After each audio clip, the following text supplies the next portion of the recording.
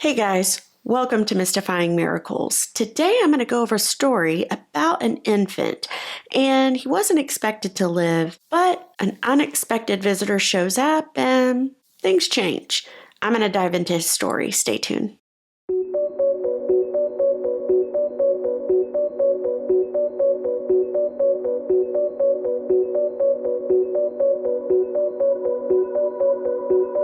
It was 1950 in New Brunswick, Canada, when Henry and Elena Nickerson welcomed their first baby boy. He was an answer to their prayers. They had been praying for this for so long, and of course they were ecstatic. And while they didn't know it at the time, John, the baby's name, his life would be filled with just a roller coaster of emotions at the very beginning. His birth was not easy by any means. His little heart and lungs had been damaged, so this was already not looking good from the start. He was born with something called infantile paralysis. In addition to that, his little body was just covered in extreme severe eczema, the kind where there's open sores and it's just oozing and weeping.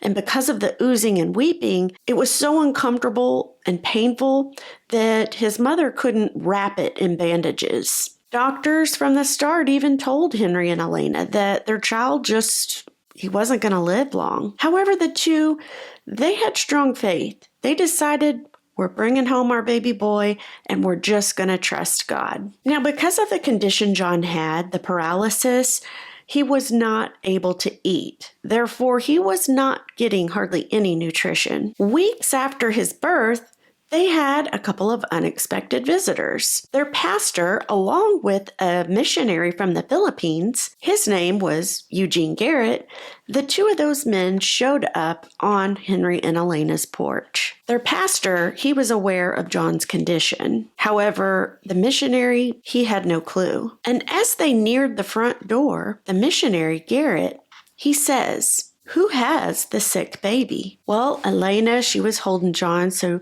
she hands over the baby and places it into Eugene's arms. Immediately, Eugene begins to pray and minister over the child. He begins to speak healing over baby John. And then he even begins to prophesy over him. And he said, "This child will live and preach the gospel in foreign lands." It is said by the four adults who were there that John's eczema immediately began to dry up. No more seeping and oozing. And it was over time, from that point on, that the paralysis that he had slowly improved.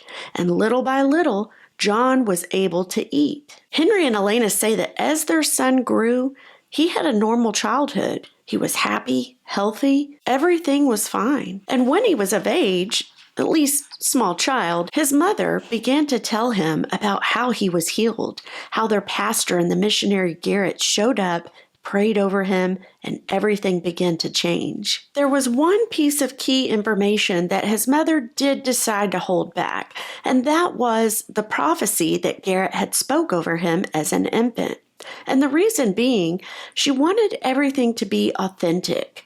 She wanted his call into the ministry to be purely from God, not because his mother influenced him in any way. However, when John was 32 years old, he headed for the mission field in Nigeria, and he became a missionary. And it was then at that time that his mother told him about the prophecy. John ended up reaching hundreds in Africa. And who knew that gift of healing and that gift of prophecy from missionary Garrett so long ago would set John Nickerson on the path that God chose for him from the very beginning when he was in his mother's womb. Isn't that an amazing story? Just a beautiful, beautiful story. Another one where doctors just don't expect the person or the child to live, and God steps in and decides he had bigger plans. I hope this story was a blessing to you guys, and thank you so much for watching.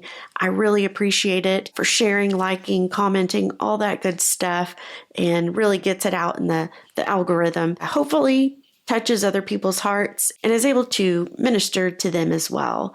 So thank you, and I'm going to see you guys for the next one.